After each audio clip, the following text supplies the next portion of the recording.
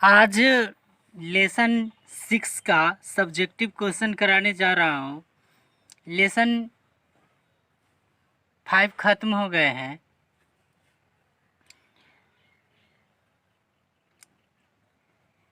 इससे objective question नहीं कराए जा रहे। इसके बाद वाले वीडियो में आपको ऑब्जेक्टिव क्वेश्चन मिल जाएंगे। इस वीडियो में आपको सब्जेक्टिव क्वेश्चन मिलेंगे। तो आज चलते हैं सब्जेक्टिव लेसन 6 में है द्वितीय क्रियाकलाप। लेसन 6 में रहेगा द्वितीय क्रियाकलाप विनिर्माण उद्योग। ये चैप्टर का नाम है आपका। और पहला क्वेश्चन है आपका प्राथमिक और द्वितीय क्रियाकलापों में अंतर स्पष्ट करें। तो एक तरफ लिख देंगे प्राथमिक क्रियाकलाप और दूसरे तरफ लिख देंगे द्वितीय क्रियाकलाप। इसके बाद नीचे से लिखेंगे आंसर एक में, क्योंकि अंतर पूछ रहा है तो 2, 3, 5 पॉइंट आपको अंतर देना होगा। जिसमें से पहला है यह लघु आकार का होता है। प्राथमिक जो क्रियाकलाप होता है यह एक लघु आकार का होता है। द्वितीय क्रियाकलाप में जाएंगे तो देखेंगे कि यह बड़ा आकार का होता है। प्राथमिक क्रियाकलाप में यह लघु आकार का होता है और द्वितीय क्रियाकलाप में ये बड़ा आकार का होता है। नेक्स्ट पॉइंट है आमने सामने का संबंध होता है। प्राथमिक क्रियाकलाप में आमने सामने का संबंध होता है, लेकिन द्वितीय क्रियाकलाप में अप्रत्यक्ष एवं अवैविक संबंध होता है। कहने का तात्पर्य है कि ये आमने सामने का संबंध इसमें नहीं होता है। नेक्स्ट है प्राथमिक उद्योग में तुलनात्मक विकास होता है।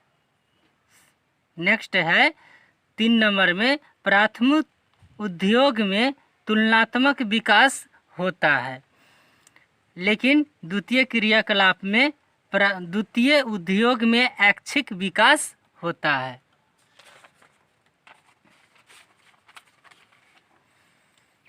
इसमें ऐच्छिक विकास होता है। 4 नंबर पॉइंट में कह रहा है प्राथमिक उद्योग में लक्ष्यों की समानता होती है।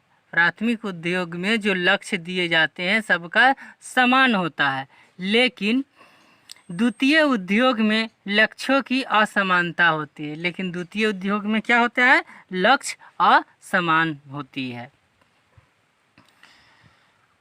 आगे देखते हैं 2 पॉइंट और हैं, 2 से 3 पॉइंट।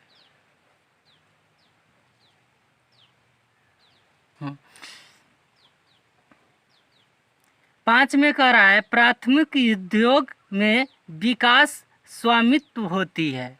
कहने का मतलब है कि विकास खुद से किया जाता है प्राथमिक उद्योग में, लेकिन द्वितीय उद्योग में स्वामित्व की कमी होती है। इसमें स्वामित्व की कमी होती है, किसमें, द्वितीय क्रियाकलाप में। नेक्स्ट है यह औपचारिक संबंध होती है। इसमें औपचारिक संबंध होती है प्राथमिक क्रियाकलाप में, लेकिन द्वितीय क्रियाकलाप में इसमें औपचारिक संगठन होती है। इसमें अनौपचारिक होती है। यह अनौपचारिक संबंध है। प्राथमिक क्रियाकलाप में यह अनौपचारिक संबंध होती है, लेकिन द्वितीय क्रियाकलाप में इसमें औपचारिक संगठन होती है।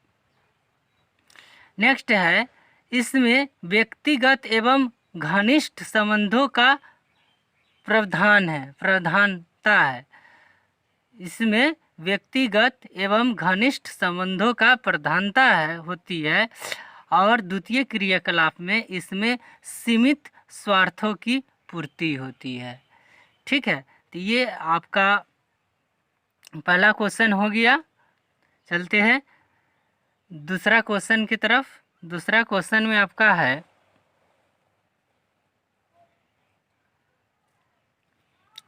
ये दूसरा क्वेश्चन हुआ।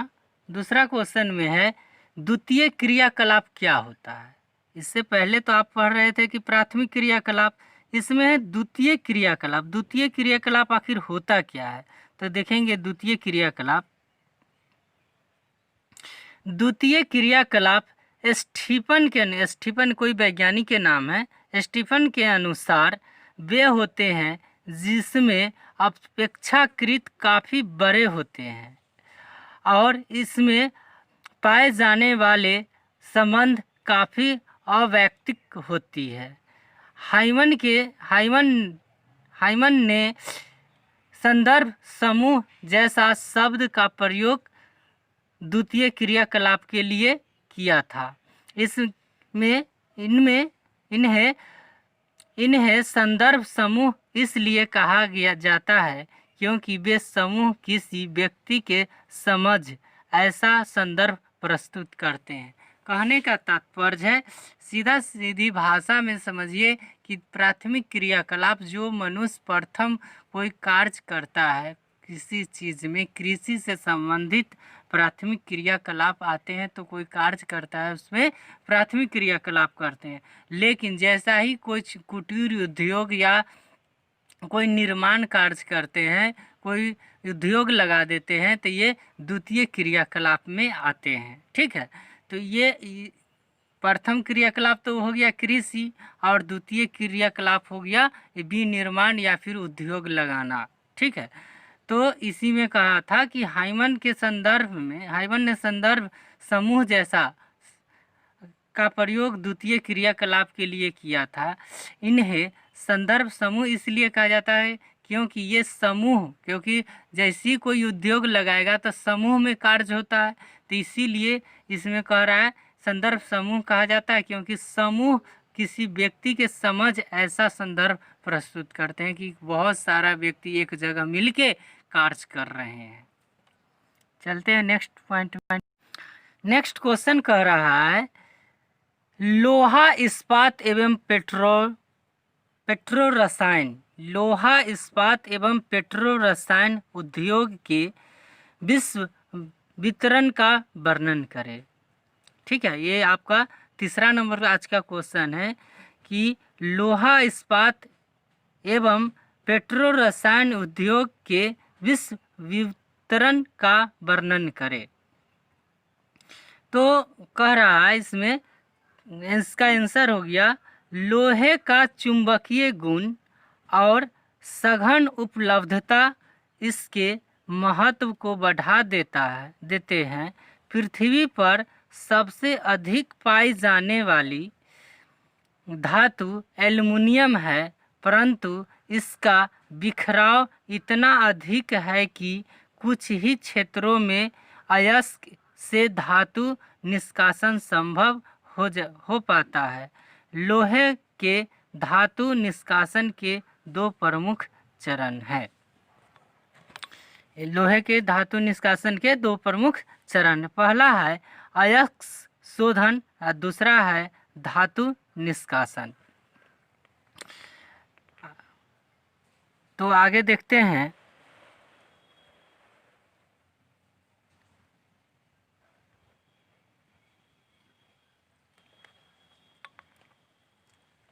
इस्पात निर्माण में कह रहा है, इस्पात निर्माण में कच्चे लोहे या पिग आयरन में कार्बन अधिक रहता है।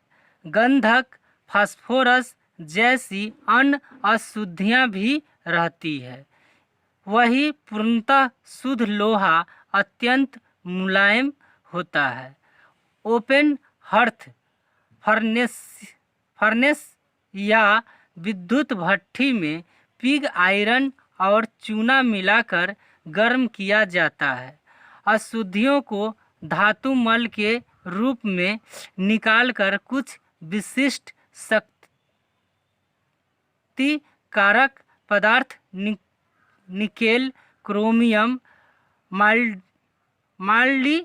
मोलिब्डेनम, मैग्नीज इत्यादि मात्रा में मिलाकर इस्पात बनाया जाता है। आपका पहले ही क्वेश्चन था कि लोहा इस्पात और पेट्रो रसायन उद्योग को विश्व विवरण में वितरण करे। तो यही आपका है, ऊपर से जो बताया गया था लोहा है, इसमें है आपका इस्पात। तो इस्पात कैसे बनता है ये आपको बताया गया है कि इस कच्चे लोहे या पिग आयरन में कार्बन अधिक रहता है, गंधक फास्फोरस जैसी अशुद्धियाँ भी रहती है। वही पूर्णतः शुद्ध लोहा अत्यंत मुलायम होता है।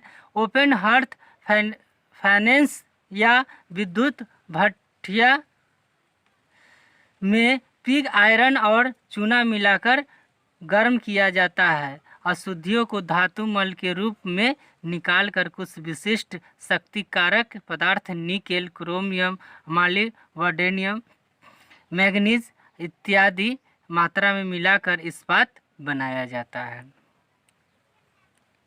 आगे देखते हैं पेट्रो रसायन।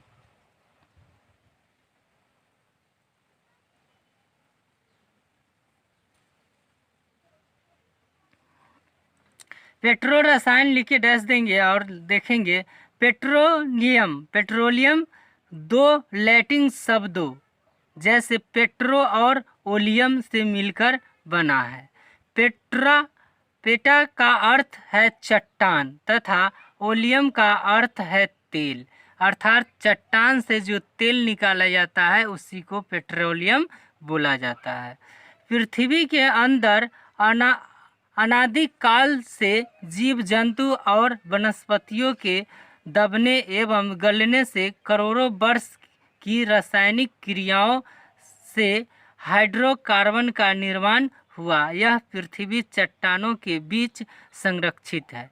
कहने का तात्पर्य है कि आज से हजारों साल पहले जो जीव जंतु रहते थे, पेड़ पौधा रहता था, वो किसी कारण से पृथ्वी के अंदर दब जाने के कारण, अनादिकाल से बहुत साल पहले से ये सब दब जाने के कारण और धीरे धीरे गल जाता है, और गलने के कारण करोड़ों वर्ष के बाद रासायनिक क्रियाओं से हाइड्रोकार्बन का निर्माण हुआ।